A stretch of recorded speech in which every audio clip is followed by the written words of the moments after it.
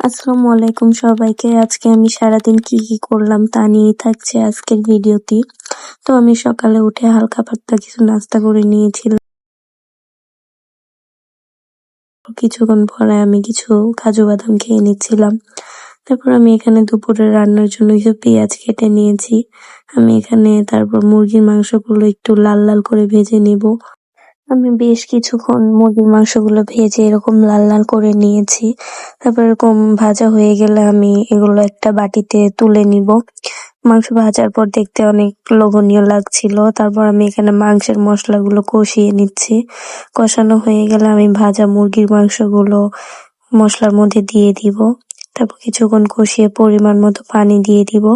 পানিগুলো দিয়ে কিছুক্ষণ রান্না করলেই আমাদের মুরগির মাংস রান্না হয়ে যাবে।